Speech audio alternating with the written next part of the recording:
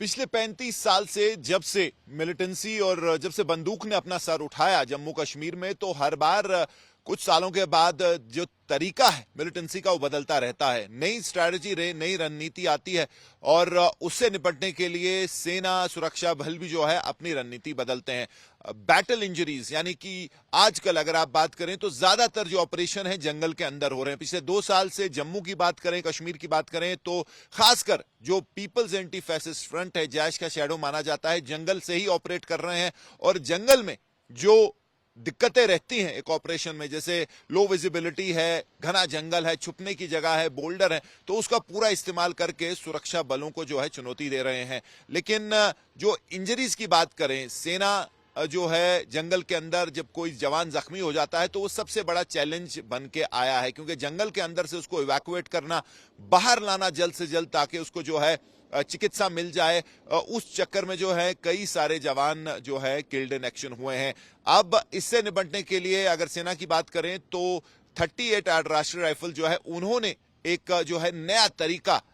इजाद किया है, जिसमें अब 4 लोग नहीं चाहिए एक जो जख्मी जवान है उसको निकालने के लिए, बल्कि एक जवान जो है अपने पिट्ठू यानी कि पीछे कमर पे लाद के जख्मी जवान को आसानी से जो है बाहर निकाल सकता है। ये एक ऐसा वॉकिंग एम्बुलेंस है, ऐसा स्ट्रेचर है जो कि बड़े आराम से एक बैटल इंजरी को जो उसमें जो आप लाद के, और उसमें ऐसा भी है अगर आसपास की बात करें तो बुलेट प्रूफ मैकेनिज्म भी रखा है कि अगर आप गोलियों के बीच से भी जो है जवान को बाहर निकाल सकते हैं। तो ये एक रेवोल्यूशनरी जो है कदम हो सकता है, क्योंकि आजकल सिर्फ जंगल के अंदर जो है ऑपरेशन हो रहे हैं। अभी भी हम देख रहे हैं कि कश्तवाड़ में एक ऑपरेशन अभी चल रहा है जहां सेना का एक पैरा का सूबेदार जो है किल्ड इन एक्शन हुआ। वो जो पहला गन फायर हुआ, जो एक्सचेंज ऑफ फायर, उसमें जख्मी हुआ और फिर अस्पताल ले जाते उसकी मृत्यु हो गई। तो ये एक नया तरीका बैटल इंजरीज को बाहर निकालने का, और अब इससे जो है सेना के सूत्रों का माने तो कई जानें बच सकती हैं। और जंगल के अंदर जब भी कोई जख्मी होगा तो इस तरीके से उसको जो है बाहर जल्द से जल्द लाया जा सकता है। आसपास कवर फायर देके जो है उसको बहुत जल्दी ऐसी जगह ले जा सकते हैं जहां उसको प्रॉपर चिकित्सा मिले, या एयरलिफ्ट करके जो है उसको हॉस्पिटल पहुंचाया जाए। तो एक नई तकनीक, एक नया तरीका, और इससे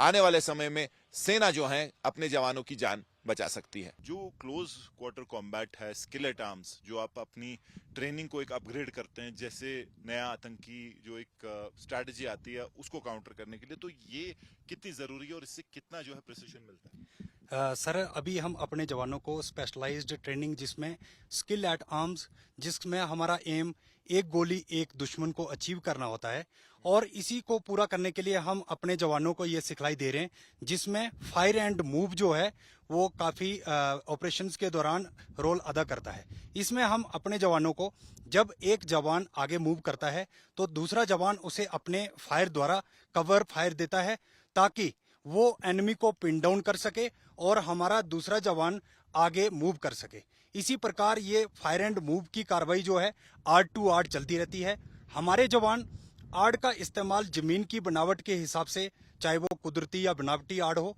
उनका इस्तेमाल करते हुए दुश्मन के नजदीक से नजदीक जाकर दुश्मन के ऊपर अफेक्टिव फायर डालकर उसे बर्बाद करने की कोशिश करते हैं। इसी का आपने अभी जो पूरी कार्रवाई हमारे जवानों ने आपके सामने दिखाई है, इसी के ऊपर डेमोन्स्ट्रेशन था। तो ये बताइए कि जब रियल टाइम सिचुएशन होती है, यानी कि एक तो ये है कि यहाँ जो है कंट्रोल्ड एनवायरनमेंट है, कि मतलब आगे से दुश्मन जो है हमला नहीं करेगा, लेकिन जब रियल टाइम है तो कितना इसका फायदा आपको मिलता है इस ट्रेनिंग का? जी सर, इस ट्रेनिंग से हमारे जवानों का एक आत्मविश्वास बढ़ता है, और जब हमारे जवान इस ट्रेनिंग को ग्राउंड में हर समय इसी ट्रेनिंग को करते हैं, तो उस आत्मविश्वास को जब लाइव ऑपरेशंस के दौरान ये ट्रेनिंग जो है जवानों को टेररिस्ट को न्यूट्रलाइज करने में पूरी तरह से मददगार साबित होती है। तो क्या सेना जो है आपको जवानों को ऐसी ही ट्रेनिंग जो हर बार, क्योंकि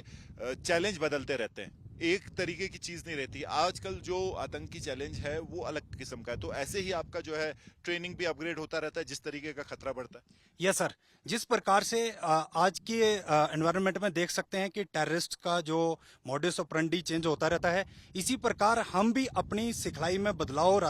लाने की कोशिश करते हैं और अपने जवानों को नई तकनीक्स और नए वेपन से पूरी तरह से वाकिफ कराते हैं, जो कि लाइव ऑपरेशंस में आप देख सकते हैं कि हमारे जवान पूरी तरह से पूरे कश्मीर वैली में सिचुएशन को कंट्रोल कर रहे हैं और टेररिस्ट को पूरी तरह से न्यूट्रलाइज करने में सक्षम है। कैंपा पर्सन तारिक लोन के साथ मीर फरीद, आज तक।